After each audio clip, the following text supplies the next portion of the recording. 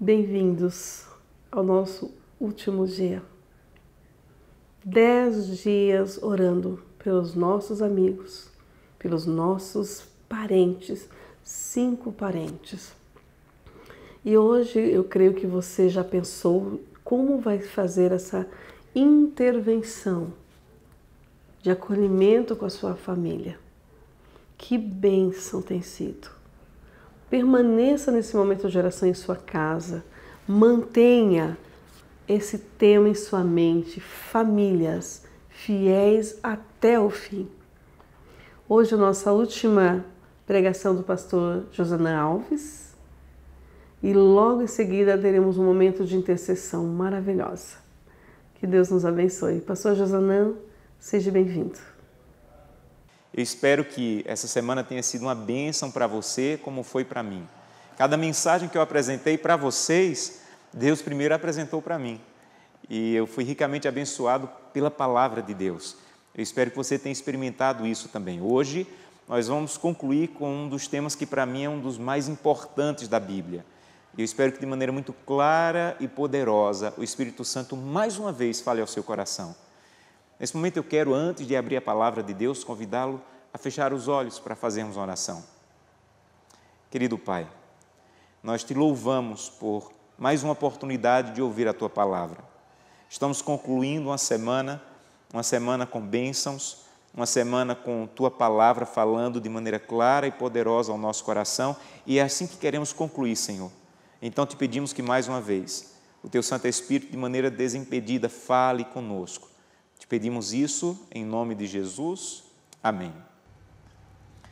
E nós vamos começar o sermão de hoje por onde tudo deve começar na vida cristã, pelo livro de Gênesis. Eu quero convidá-lo a abrir a Bíblia no livro de Gênesis, capítulo 1. Nós vamos ver alguns versículos desse capítulo. Capítulo 1 de Gênesis, a partir do verso 26, diz o seguinte: Também disse Deus: façamos o homem à nossa imagem, conforme a nossa semelhança. Tenha ele domínio sobre os peixes do mar, sobre as aves do céu, sobre os animais domésticos, sobre toda a terra, sobre todos os répteis que rastejam pela terra. Criou Deus, pois, o homem à sua imagem, a imagem de Deus o criou. Homem e mulher os criou. E Deus os abençoou e lhes disse: sede fecundos, multiplicai-vos, enchei a terra e sujeitai-a. Dominai sobre os peixes do mar, sobre todas as aves do céu, sobre todo animal que rasteja pela terra.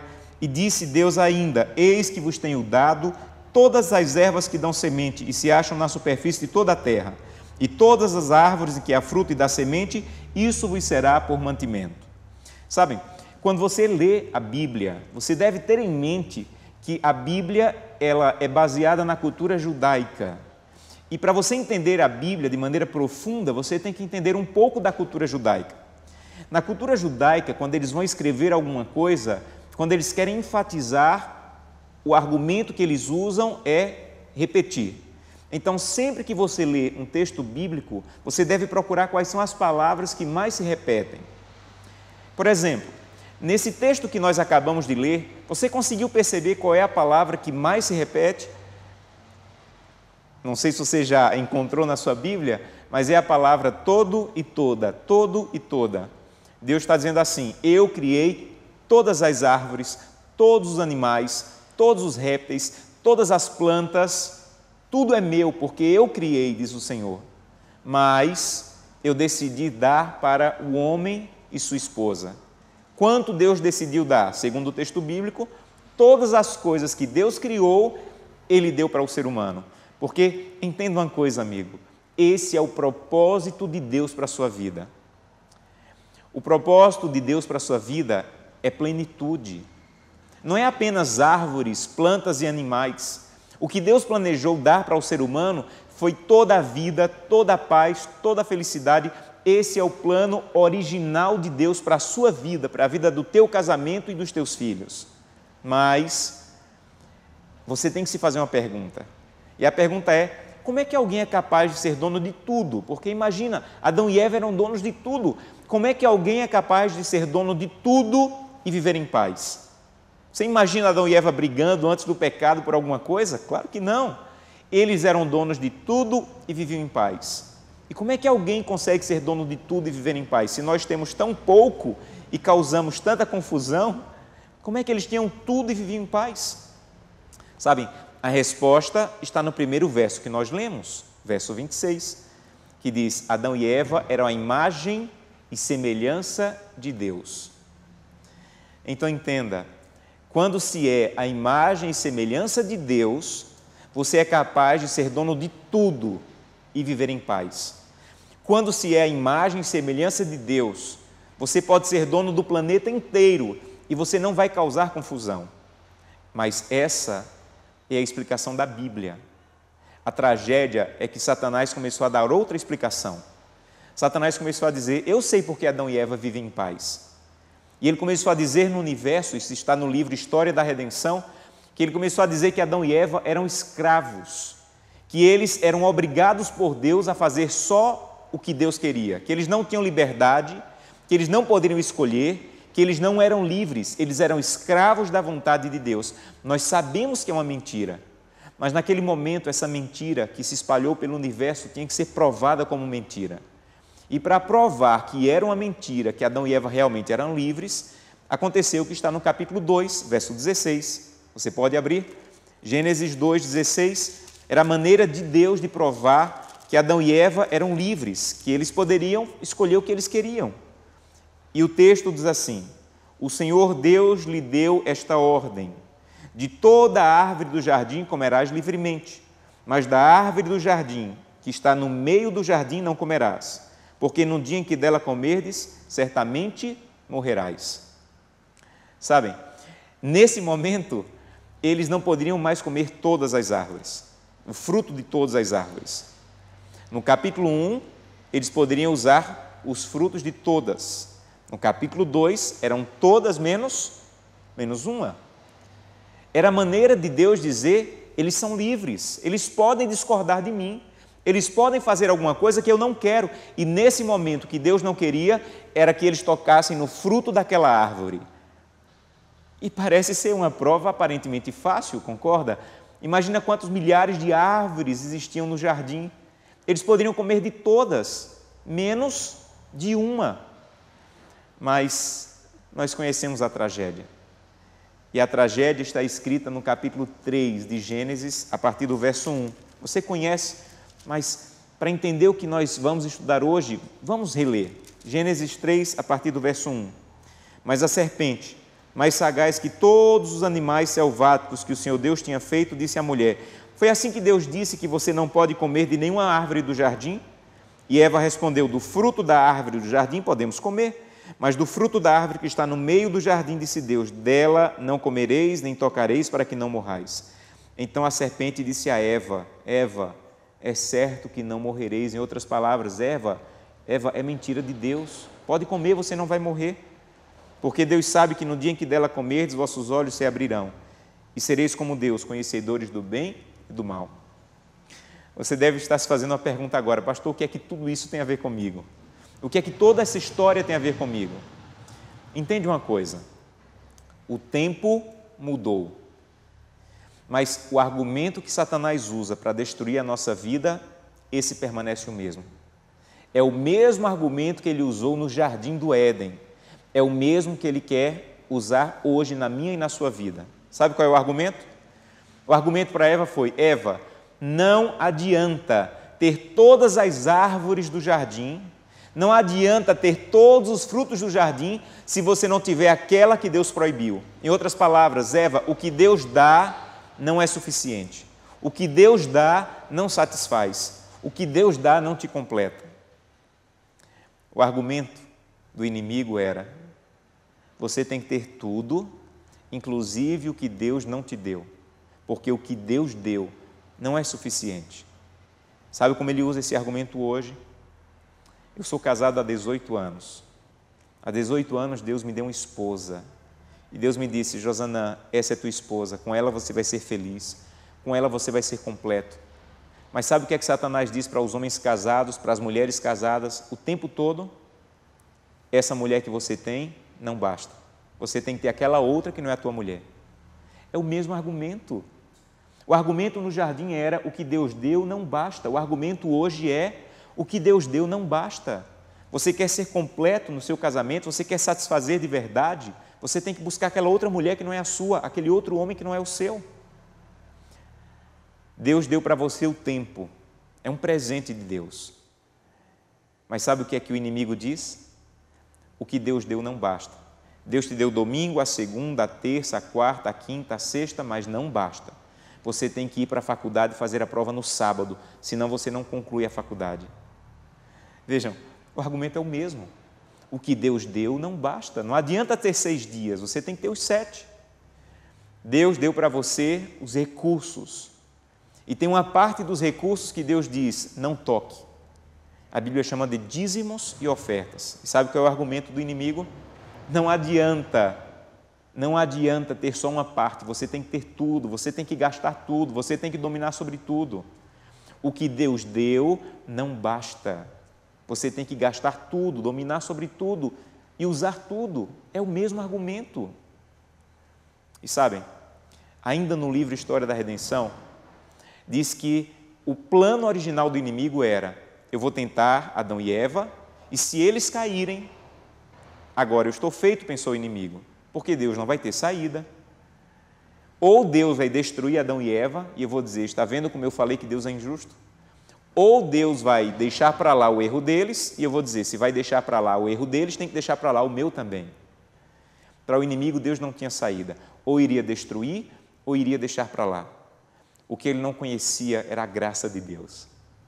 A graça de Deus que diz, em Gênesis 3:21, que Deus ofereceu o cordeiro para substituir o casal. E a morte que eles mereciam, Deus assumiu. Você quer entender o plano da salvação? Você tem que entender 3 coisas. Primeiro, você é pecador. O teu pecado levou Jesus Cristo à cruz do Calvário. Os erros, as escolhas erradas, escolher o que Deus disse que nós não deveríamos escolher, nos levou ao pecado. Mas você tem que entender uma segunda coisa. Jesus Cristo veio à cruz do Calvário morrer por você. Terceira coisa, esse Jesus que veio vai voltar e vai nos levar de volta para o céu para sermos donos de tudo de novo. Então entende bem, Gênesis 1 e 2 não é a história de Adão e Eva apenas. Gênesis 1 e 2 é a história da sua família. Amigo, Jesus Cristo vai voltar a essa terra pelo que Ele fez na cruz do Calvário e vai nos devolver tudo que o pecado nos tirou. Toda a vida, toda a paz, todas as plantas, todas as árvores, todos os animais, tudo vai ser seu e da sua família no céu. Eu poderia perguntar agora, quantos querem dizer, Senhor, eu aceito a tua oferta e eu quero voltar para o céu e quero ser dono de tudo de novo. Quantos querem pedir isso? Eu sei que você quer, mas aqui está o ponto da mensagem dessa manhã. Sabem, Deus, Ele quer te levar para ser dono de tudo. Mas se você voltar para o céu para ser dono de tudo, com o egoísmo que ainda temos no coração, nós vamos causar o maior problema no céu.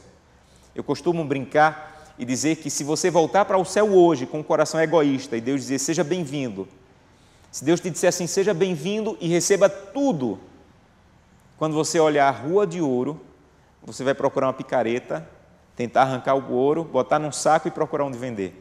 Porque é isso que um coração egoísta faz. Quando o anjo disser assim, seja bem-vindo, está aqui a sua harpa de ouro, um coração egoísta vai dizer assim, não quero essa não, quero a do meu vizinho que está mais afinada. Você entende? Um coração egoísta não pode ser dono de tudo e nós somos egoístas. E quanto mais cedo admitirmos isso, melhor. O egoísmo está acabando o teu casamento. O egoísmo está acabando os teus filhos. O egoísmo está acabando principalmente a tua possibilidade de voltar para o céu para ser dono de tudo. E você pode perguntar, pastor, mas quando Jesus voltar, Ele não vai me transformar no abrir e fechar de olhos? É verdade, a Bíblia diz isso, mas Ele vai nos transformar de várias coisas, menos do egoísmo. O nosso caráter tem que ser transformado nessa terra. É nessa terra que Deus tem que arrancar o egoísmo do nosso coração. O Espírito de profecia diz, nenhum coração egoísta vai ver a porta do céu. Engana-se quem pensa que a transformação vai acontecer na porta do céu. A transformação do egoísmo já tem que acontecer aqui. E sabem, o pior que o pecado fez conosco foi nos transformar em egoístas. O egoísmo é a base de todos os nossos pecados. Quer ver? Pense comigo. Por que um homem ou uma mulher adultera? Porque ele sente desejo por outra pessoa, que não é sua esposa ou seu marido, e ele não quer nem saber o que a igreja vai sentir, não quer nem saber o que a esposa ou o esposo vai sentir, não quer nem saber o que a igreja vai sentir, não quer nem saber o que Deus vai sentir. Ele só quer satisfazer ele mesmo. Me ajude, qual é a melhor palavra para descrever essa atitude? Concorda comigo? Egoísmo. Por que é que nós mentimos? Nós mentimos porque nos encontramos em uma situação difícil, aí pensamos assim: se eu falar a verdade, eu me dou mal, mas se eu mentir, eu escapo, então não quero nem saber quem vai se dar mal, contanto que eu escape. E vai lá e mente. Qual é a melhor palavra para descrever essa atitude? Concorda comigo? Egoísmo. Você pode dizer: pastor, olha, mas não é o egoísmo que está acabando o meu casamento. O que está acabando o meu casamento é essa mulher que eu estou casado com ela. Então eu vou deixar essa mulher e vou procurar outra. Amigo, as estatísticas dizem que 50% dos casamentos estão acabando em divórcio. 70% dos segundos casamentos estão acabando em divórcio. E quase 90% dos terceiros casamentos estão acabando em divórcio. Sabe o que essa estatística diz? Que não adianta mudar o teu casamento de terreno. O que tem que mudar é a semente do teu coração. Se você casar 500 vezes e o seu coração for egoísta, vai dar errado 500 vezes. Porque a questão não é onde você está casado, com quem você está casado, mas como é o coração de vocês. Se tem egoísmo, só vai brotar egoísmo. Um dia eu conversava com um casal, falava sobre o egoísmo que estava destruindo o casamento deles. E eles disseram: não, pastor, nosso problema não é o egoísmo. Nosso problema é que precisamos de uma nova lua de mel. E juntaram dinheiro, foram para Paris passar alguns dias, foram dias lindos, mas voltaram para briga e divórcio. Sabe por quê? Porque não adianta mudar o teu casamento de terreno. O que tem que mudar é a semente egoísta. E agora você tem que estar fazendo uma pergunta no teu coração: pastor, eu entendi, eu sou egoísta. Mas por favor me ajuda, como é que eu venço o egoísmo? E é com isso que eu quero concluir essa mensagem. O plano de Deus para arrancar o egoísmo do teu coração. E eu espero que fique bem claro para você. Sabe, o plano de Deus é dar coisas para você cuidar. E dependendo da maneira como você cuida dessas coisas, Deus vai arrancar o egoísmo do teu coração. Deixa eu explicar como funciona. A Bíblia diz que o corpo que você tem não é seu. É uma dádiva de Deus e é o templo do Espírito Santo. Então, funciona assim. Deus diz: meu filho, aqui estão regras na Bíblia de como cuidar do corpo. O corpo não é seu, então você não pode cuidar do jeito que quer. Você tem que cuidar do jeito que eu quero, porque pertence a mim. Você se encontra, imagine-se, em frente a uma mesa cheia de comida. E aí você pensa: se o corpo fosse meu, eu ia comer essa comida toda, ia comer até a tampa da panela. Mas o corpo não é meu. Eu não posso comer do jeito que eu quero, eu tenho que comer do jeito que agrada a Deus. Sabe, quando você decide comer do jeito que agrada a Deus, não tem a ver com engordar ou emagrecer, ter ou não ter essa doença. Tem a ver principalmente com Deus arrancar o egoísmo do seu coração, porque você não está fazendo do jeito que você quer, e sim fazendo do jeito que Deus quer. Todos os dias eu faço atividade física, todos os dias. Todos os dias eu saio para correr, para caminhar, mas eu não faço isso porque eu quero emagrecer ou não quero ter tais doenças. Sabe por que eu faço isso? Principalmente porque eu quero glorificar a Deus através do meu corpo. Se o corpo fosse meu, gente, eu não ia fazer caminhada, eu ia ficar dormindo, porque eu gosto de dormir, não de caminhar. Mas sabe por que eu faço caminhada? Porque eu descobri que o dono do meu corpo gosta. E cada vez que eu faço caminhada, cada vez que eu cuido do meu corpo, cada vez que eu me alimento como Deus quer, Deus está arrancando o egoísmo do meu coração. Quer ver um outro exemplo? O tempo não é seu. Então você não pode usar como quer. Você tem que usar do jeito que Deus quer. Então, quando você decide o seguinte, hoje à noite eu vou voltar para casa e eu vou passar a noite inteira assistindo séries e filmes. É isso que eu vou fazer com o meu tempo. Mas quando você pensa assim, o tempo não é meu, então eu não posso usar do jeito que eu quero. Eu vou usar do jeito que Deus quer. Sabe o que está acontecendo? Deus está arrancando o egoísmo do seu coração. Quando você recebe no final do mês o seu salário e você pensa assim, se o dinheiro fosse meu, eu ia gastar todo esse dinheiro, ia fazer dívidas novas, ia pagar dívidas antigas, mas eu entendi, o dinheiro não me pertence, pertence a Deus, então eu vou devolver os dízimos e as ofertas, eu vou ser generoso. Quando você toma essa decisão, amigo, não tem nada a ver com sustentar igreja, tem a ver com o método de Deus de arrancar o egoísmo do seu coração para que você possa ser semelhante a Jesus Cristo. Sabe por quê?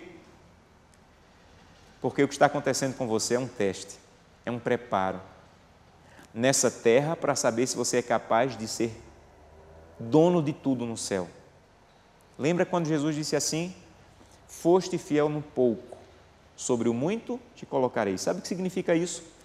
O que Jesus está querendo dizer assim é, Josanã, ouça, se você me honrar com um corpo que no máximo vai durar 80, 100 anos, se você comer como eu quero, se você dormir na hora que eu quero, se você usar o corpo da maneira que eu quero, por 80, 100 anos, isso prova que você é capaz de receber um corpo eterno. Por outro lado, Josanã, se você é incapaz de cuidar de um corpo por 80 anos, como você é capaz de receber um corpo eterno? Porque no céu, entenda, o seu corpo não vai durar 80 a 100 anos, mas eternidade e eternidade. Então, se você não é capaz de honrar a Deus com 80 anos cuidando do teu corpo, como você quer receber um corpo eterno? Sabem, eu não sei quanto dinheiro você tem. O que eu sei é que toda a sua riqueza é medíocre comparada à riqueza do céu. Se você é incapaz de devolver os dízimos e as ofertas de poucos reais, como você vai ser capaz de cuidar de uma cidade que a rua vai ser de ouro e que as paredes serão de pedras preciosas? Se você não é fiel no pouco, você não tem condições de receber o muito. Sabem, se você, que tem um dia de 24 horas, diz que não dá tempo ler a Bíblia, não dá tempo orar, não dá tempo fazer o culto com sua família, como, em nome de Jesus eu te pergunto, como você será capaz de cuidar da eternidade? Porque na eternidade, nós não vamos cuidar de um dia de 24 horas, mas nós vamos cuidar de uma eternidade inteira. Se você é incapaz de buscar a Deus em 24 horas, como você será capaz de receber a eternidade? É isso que Gênesis quer te ensinar. Deus vai te devolver tudo, mas antes de te devolver tudo, Ele quer arrancar o egoísmo do teu coração. E para arrancar o egoísmo do teu coração, Ele está te dando recursos financeiros. Ele está te dando um corpo para cuidar. Ele está te dando um tempo para cuidar, dons para usar para a causa dEle. E, dependendo da maneira como você usa essas coisas, Ele vai arrancar o egoísmo do seu coração e você vai ouvir, sejam bem-vindos para possuir a eternidade, porque você foi fiel no pouco e é capaz de cuidar do muito. Há um versículo na Bíblia, e é com ele que eu quero concluir essa mensagem. Apocalipse, capítulo 12, verso 11. Esse texto fala de quem será salvo, quem são os vitoriosos. E diz o seguinte: os vitoriosos são os que venceram por causa do sangue do Cordeiro e por causa da palavra do seu testemunho, que deram, mesmo diante da morte, não amaram a sua própria vida. Sabe quem vai ser salvo segundo Apocalipse 12? Os salvos terão duas características, amigos. Primeiro, lavaram suas vestes sujas do pecado no sangue do Cordeiro. Segundo, pararam de amar a própria vida. Sabe qual é o nosso problema, a nossa tragédia? É que nós amamos muito a nossa própria vida. Nós amamos comer o que nós gostamos, acordar na hora que gostamos, fazer o culto quando nos agrada, devolver o dízimo e a oferta quando é conveniente. Os salvos, segundo Apocalipse 12, são os que amaram a vida que Deus tinha para eles e não sua própria vida. Então eu quero concluir fazendo um convite a você, um apelo a você. Tudo que você ouviu essa semana te trouxe para esse momento. Um momento de você decidir, Santo Deus, eu quero o céu. eu quero a eternidade, mas eu estou te autorizando, Senhor, arranca o egoísmo do meu coração. Eu quero ser semelhante ao Senhor. Eu não quero fazer o que eu quero, e sim o que o Senhor quer. Esse é o seu desejo? E se você tiver esse desejo muito claro em seu coração, Ele vai restaurar não apenas a sua possibilidade de voltar para o céu, mas o seu casamento, os seus filhos e a tua vida. Se esse é o seu desejo, eu gostaria de convidá-lo, onde você está, a colocar-se em pé. Onde você está, coloque-se em pé. Eu quero orar por você. Eu quero pedir que essa decisão que você está tomando agora, no final dessa semana, você possa levá-la até a porta do céu, quando o egoísmo vai ser arrancado completamente do seu coração e você vai receber a eternidade. Coloque-se em pé. Amém. Eu quero orar por você. Feche os seus olhos e vamos falar com Deus. Querido Pai, nós terminamos uma semana abençoada, mas a semana vai ficar para trás. O que importa é o que vai acontecer com a nossa vida de aqui por diante. Que a decisão que tomamos hoje, de permitir que o Senhor arranque o egoísmo do nosso coração, que possamos levar essa decisão até a porta do céu. Nos perdoa, Santo Deus, por tantas vezes que usamos o nosso corpo do jeito que nos agrada, usamos o nosso dinheiro, o nosso tempo do jeito que nos agrada. Mas hoje nós queremos pedir a Tua ajuda e começar a fazer do jeito que agrada ao Senhor. Ajuda-nos, transforma-nos, até o dia que seremos recebidos no céu. É o que te pedimos em nome de Jesus. Amém. Amém, pastor Josanã. Deus abençoe. Obrigada por passar essa semana conosco, trazendo mensagens de bênçãos, palavras preciosas para as nossas famílias. Que Deus abençoe a sua família também. Que o Senhor conduza o seu lar, juntamente com a graça do Senhor, com muita sabedoria e as bênçãos dele. E em se falar de bênçãos, nós hoje temos grandes bênçãos. Vários pastores estarão aqui falando para que nós possamos conhecer um pouquinho mais dos desafios dos nossos distritos. Entre eles nós temos aí o pastor Geazi Costa, bem-vindo, pastor, e também o pastor Igor. Pastores, sejam bem-vindos, que o Senhor esteja contigo e com todos os outros que estarão falando agora. Olá, sou o pastor Geazi do Distrito Central de Carapicuíba. Peço que orem por 4 grandes desafios do nosso distrito para esse ano de 2021. Entre eles, a implantação de uma nova congregação no bairro Gustavo Correia. O segundo é o evangelismo Roupão da Fé, que vai acontecer entre os dias 20 a 26 de fevereiro na Igreja Central de Carapicuíba. O terceiro deles é a mudança de endereço da Igreja Sul-Americana. E, por último, o grande envolvimento dos irmãos nesse projeto, multiplicando a palavra através de nós. Queremos ter pelo menos 205 pessoas estudando a Bíblia. Que Deus abençoe vocês. Um grande abraço. Olá, irmã Helenice. É um prazer muito grande estar participando de um momento tão especial e de uma semana especial como essa. Eu sou o pastor Igor Bolichowski e eu estou aqui representando o meu distrito, a Igreja de Moema, e nós temos inúmeros desafios para esse ano de 2021. Eu gostaria de destacar um deles, que diz respeito à história da igreja. A Igreja de Moema, ela foi uma das pioneiras no que diz respeito à transmissão dos cultos pela internet. E em 2021 nós gostaríamos de alcançar ainda mais pessoas através dessa ferramenta. Por isso nós temos o desafio de aperfeiçoarmos a iluminação da nossa igreja para entregarmos uma transmissão de maior qualidade. Eu louvo a Deus porque Moema conta com irmãos apaixonados pela missão. E eu tenho certeza que com a colaboração, com a participação de cada um deles, nós já podemos dar esse propósito como concluído.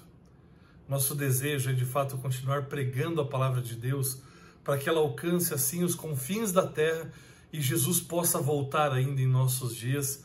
E eu tenho certeza que com a bênção de Deus e a união de todos os irmãos, nós conseguiremos. Que Deus nos abençoe e que essa realidade se cumpra na vida de todos nós.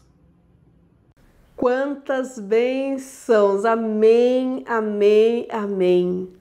Que nossa igreja seja revigorada a cada sábado, a cada quarta-feira, a cada domingo, porque nós vimos os desafios que o Senhor tem colocado em nossa frente, mas também temos recebido muitas graças vindo dos céus.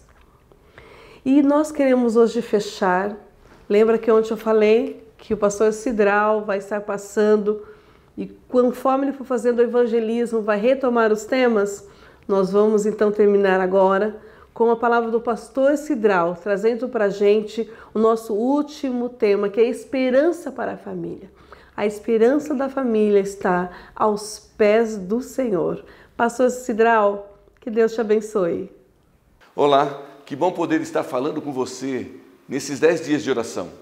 Como você sabe, estamos estudando essa revista que traz uma mensagem maravilhosa a cada um de nós, reavivando a nossa família, aquela coisa mais importante que existe no universo para cada um de nós, que Deus deixou a cada um de nós, a nossa família. Um pedacinho do lar eterno aqui na terra a cada um de nós. Um único pedaço do reino dos céus. E o texto deste momento de reflexão se encontra no livro de Isaías, no capítulo 65. Eu quero ler para você o verso 17 até o 20, que diz assim: Pois eis que crio novos céus e nova terra, e não haverá lembrança das coisas passadas, não haverá memória delas. E vos folgareis e exultareis perpetuamente no que eu crio, porque eis que crio em Jerusalém alegria para todo o povo e regozijo. Exultarei por causa de Jerusalém e me alegrarei com o meu povo, e nunca mais se ouvirá nela voz de choro e nem de clamor. Não haverá nela crianças para viver poucos dias, nem velhos que cumpram os seus dias. Porque morrer aos 100 anos ainda seria jovem, e quem pecar aos 100 anos será amaldiçoado. O texto do profeta aqui traz menção ao reino dos céus. Como disse a você, o único pedaço do reino dos céus na face da terra é o nosso lar. O lar cristão, segundo a revista e o que temos estudado, é um preparo para o lar celestial. E o resultado desse lar cristão será um reavivamento espiritual, uma melhoria na vida de nossa própria família. Será uma solene advertência para que vivamos nos últimos dias da história da humanidade esperando um novo céu, uma nova terra, onde haverá um reencontro inesquecível com o nosso Senhor Jesus Cristo e aqueles nossos queridos que já dormem, que descansam na sepultura e que um dia a voz do Senhor trará a cada um deles da sepultura para que possamos nos abraçar. Ellen White diz: os anjos juntarão as crianças, as famílias, e estaremos felizes. Famílias unidas aqui nessa terra serão famílias unidas no reino do céu. Sabe, quando falo de família e pensando nos 10 dias de oração, eu gosto de me reportar ao livro de Salmos 128. Ele traz 3 coisas importantes com as quais eu gostaria de concluir essa reflexão da família, nesses 10 dias de oração, buscando algo que possa nos levar para mais perto de Deus. E o Salmo 128 diz assim: bem-aventurado é aquele que teme ao Senhor e anda nos seus caminhos. Do trabalho de suas mãos comerás feliz e irá bem. Tua esposa no interior da tua casa será como uma videira frutífera, seus filhos como um rebento de oliveira em roda da mesa. Eis que será abençoado o homem que teme ao Senhor. O Senhor abençoará desde Sião para que veja as providências de Jerusalém durante os dias da sua vida e seus filhos e teus filhos sobre Israel. 3 coisas desse salmo que me chamam a atenção para refletirmos nesses últimos dias da história da humanidade em nossa família. Ele diz assim: bem-aventurado o homem que teme ao Senhor. Parece uma contradição, mas não é uma contradição, é uma condição. Nós, pais, queremos ser felizes? Há uma condição: buscar o temor do Senhor, vivermos em comunhão com o Senhor. A segunda coisa, a esposa, a alegria da casa. Um homem que teme ao Senhor tem a sua esposa como a alegria da casa. E a terceira coisa, os filhos, a esperança. Olha que coisa maravilhosa, um lar que busca o Senhor, um homem e uma mulher que buscam o Senhor, tem o temor do Senhor na sua casa, tem alegria e a coisa mais importante, a esperança nos filhos. Um único pedaço do reino dos céus na terra, o nosso lar. A vida no céu começa aqui na terra, querido amigo.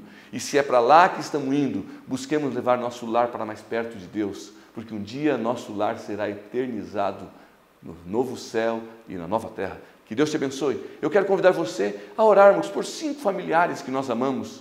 Familiares que talvez viveram no nosso lar, lá com o nosso pai, com nossa mãe, talvez estejam afastados, nossos irmãos, nossos parentes, nossos primos, nossos tios. E eu quero convidar você a orarmos por eles, para que um dia tenhamos um lar eterno, vivamos um lar eterno. Vamos orar por essas pessoas? Aqui na terra, a vida no céu começa, e para lá viveremos eternamente, e é para lá que nós estamos indo. Que Deus te abençoe. Vamos orar por 5 pessoas? Fecha teus olhos aí onde tu estás. Querido Deus, eu quero te pedir uma bênção sobre cada uma das famílias que estão participando dos 10 dias de oração. Que nossa casa possa ser consagrada a Ti, seja um pedaço do reino dos céus aqui na terra, para que outras pessoas, ao entrar em contato com o nosso lar, tenham desejo também de viver eternamente. Que a bênção do céu esteja sobre cada familiar, 5 familiares especiais para nós que pensamos agora e estamos orando por eles. Em nome de Jesus. Amém.